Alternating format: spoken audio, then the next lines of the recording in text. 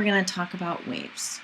A wave is any disturbance that carries energy through matter or space. Air is known as matter because you've actually got particles there, and space is empty space, but we can still have waves that go through empty space, and we'll talk about it.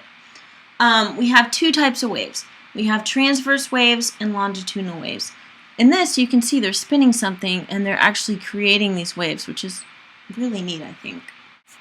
A mechanical wave is any wave that requires a medium. They will not move through space. You see I'm writing this really big?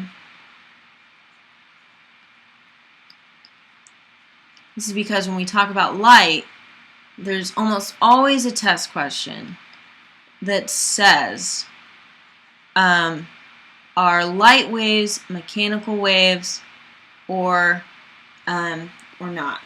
And light waves come from the sun, right? We have the sun, and we have the earth and our atmosphere, and these light waves go through space, and we can see them, and they come to the earth. And so they cannot be mechanical waves because mechanical waves do not move through space. So things that are mechanical waves, water waves, okay, water is the medium for those waves. Sound waves will not move through space, okay?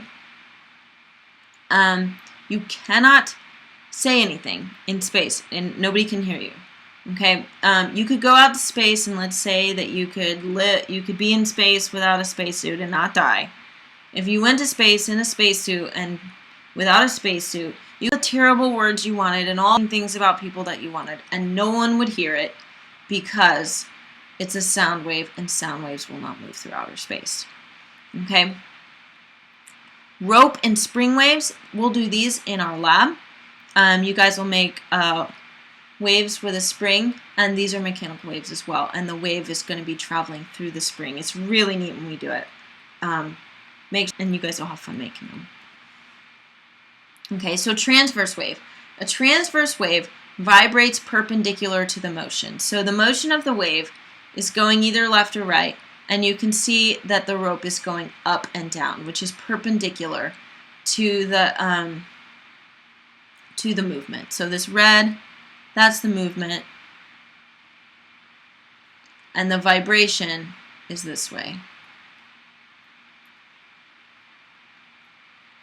Okay, a wave pulse. This is a single bump or disturbance that travels through a medium. You can actually, when we do the spring lab, you can hit it right here, and you'll see this wave travel through the and once it's gone past, like if the wave is here, everything else will be flat, and it'll just be there.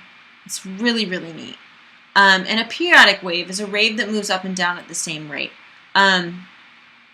If you think about when you guys are doing in your lab, these are my drawings, they're really bad.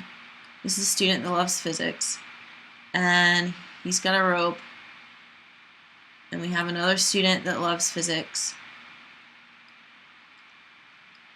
and they're doing a jump rope, okay, and they're swinging the wave up and down, up and down, up and down.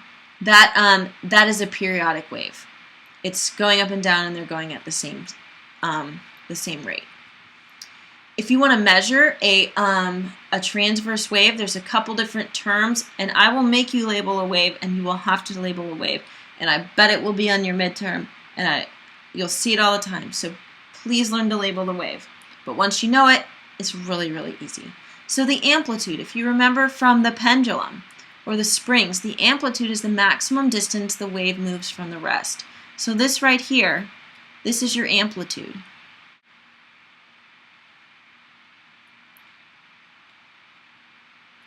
This right here is also your amplitude.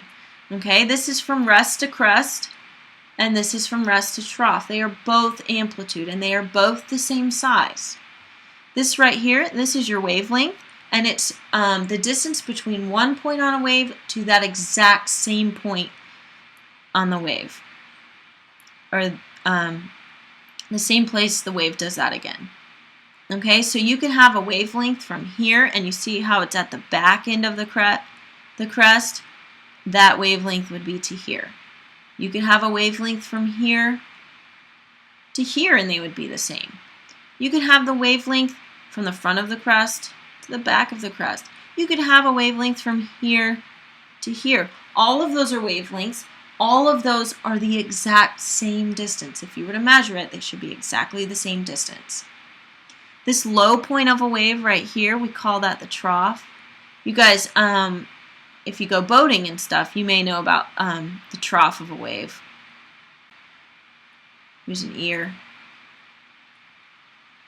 Okay, these longitudinal waves are going from someone's mouth to the ear. They're going from my mouth to your ear. Okay, and waves and fluids are also longitudinal waves. You go to the motion. Okay, where in the other one, you remember the transverse wave, it went up and down. A longitudinal wave does not do that. It just goes from side to side.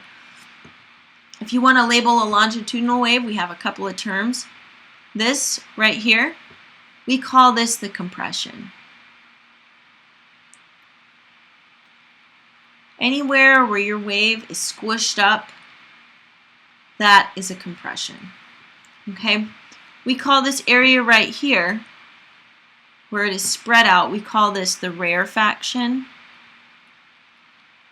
And the best way I have to remember rarefaction is that if you think of this longitudinal wave as a slinky, the coils are more rare, like uncommon, in this section. And it's totally lame, but it's the way I remember it. If you have something better, use that. It's fine with me. I'm not gonna like care if you use something weird to memorize it. And if you do use something weird to memorize it, and you do well on the test, you know, you don't get points taken off because you used a silly thing to remember it. You still know the material. If you want to do a wavelength on a longitudinal wave, it's exactly the same as the one before, some point on the wave. So in this one, you'll have the front of the compression to the front of the compression. You can have a back of a compression to the back of a compression. You can have the middle of a rarefaction to the middle of a rarefaction. You could have whatever you want as long as it's the same point to the same point, and they will all be the same length. Okay, so know how to label a longitudinal wave and a parallel wave. That is super key.